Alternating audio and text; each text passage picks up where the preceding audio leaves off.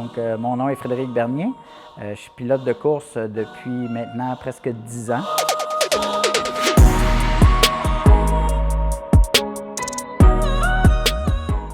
J'ai commencé quand j'avais 40 ans. Ça a été mon cadeau de 40e anniversaire.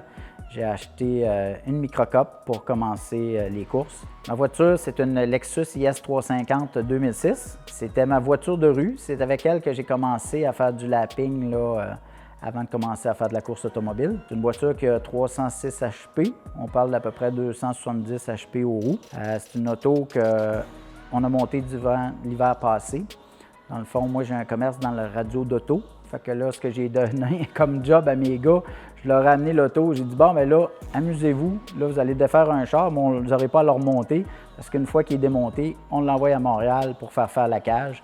Fait que le projet a commencé comme ça. Ma passion pour tout ce qui est bebelle avec des roues a commencé avec un Big Wheel.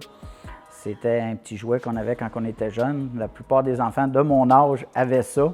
À l'âge de 11 ans, j'ai acheté mon premier motocross. Puis j'étais pas mal petit pour avoir cette moto-là. Je partais de chez nous sur une caisse de lait.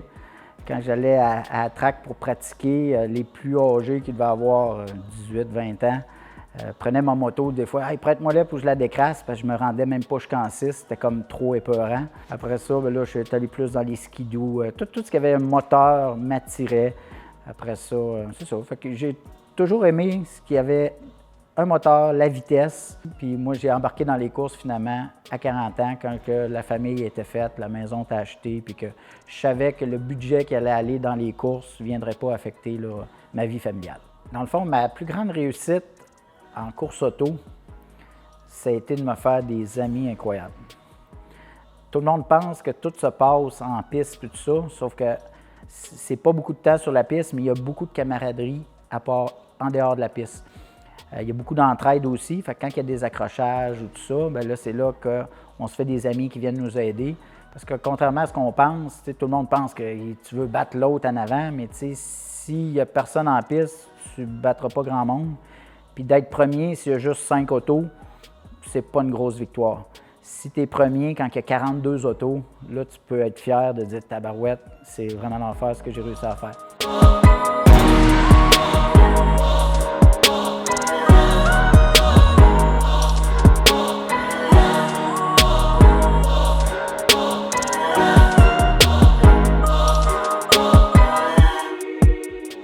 Donc, le plus grand défi pour un pilote, je crois que c'est d'essayer d'avoir de la constance. Avec les années, ce que je me suis rendu compte, c'est que ceux souvent qui vont gagner un championnat, ce n'est pas nécessairement toujours celui qui va être premier.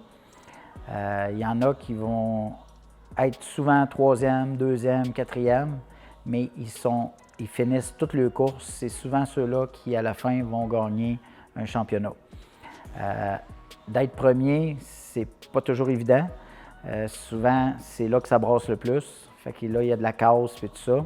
Fait que oui, ça donne des fois le double des points que de finir 6e ou 7e, mais quelqu'un qui finit 6e pas mal tout le temps peut risquer d'être sur le podium à la fin de la saison. Donc, en course automobile, les accidents sont fréquents.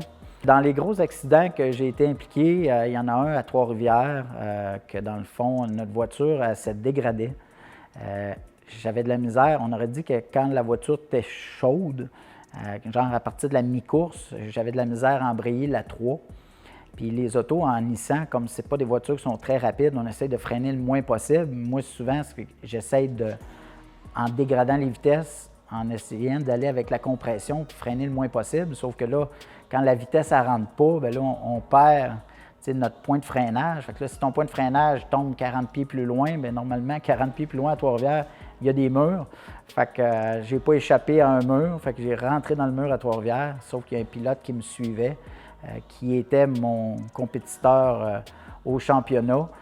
M'a rentré dedans, là, dans le côté où ma porte à peu près à 140 km/h. Fait que c'est le seul accident en Nissan où il y a eu un blessé.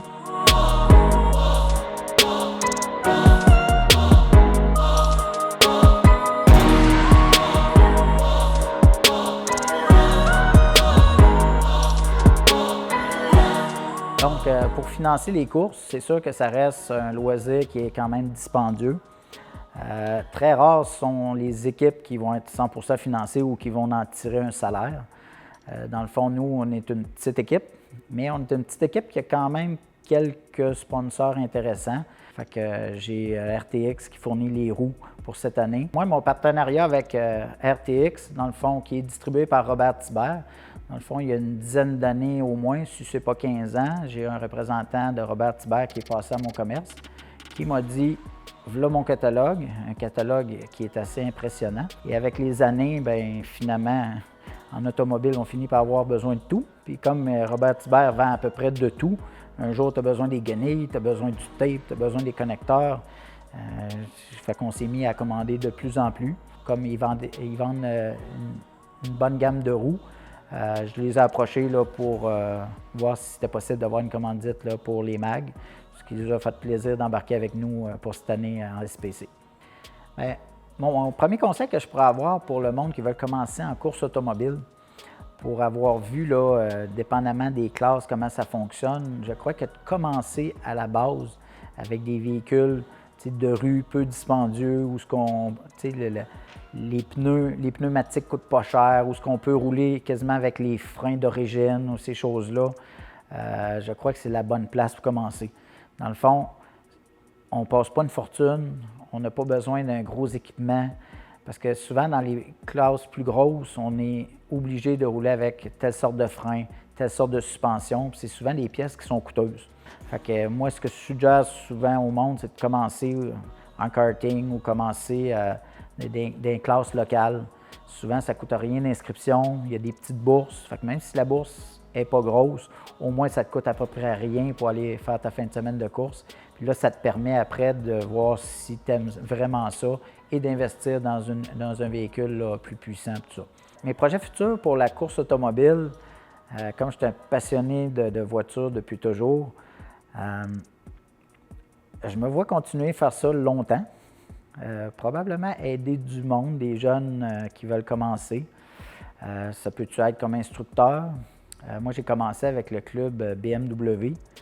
Puis la plupart du monde dans le club BM, les professeurs qui sont là, parce qu'à chaque week-end de course, ils sont à peu près une trentaine d'instructeurs. C'est souvent des anciens pilotes et tout ça. C'est peut-être le genre de choses que j'aimerais peut-être faire plus tard. Il y a aussi les courses d'endurance. J'ai un ami ou deux qui ont commencé à faire des courses d'endurance là, aux États-Unis, à Daytona. Il y a plein de circuits aux États-Unis où ce que tu peux faire de l'endurance. Parce que comme c'est des courses qui peuvent durer 2-3 jours, on change de pilote. Fait que faut être 3-4 pilotes minimum. Fait que ça fait un triple fun à faire à la gang. Fait que je crois que m'impliquer là, en course automobile, là, je devrais être là-dedans un bon bout.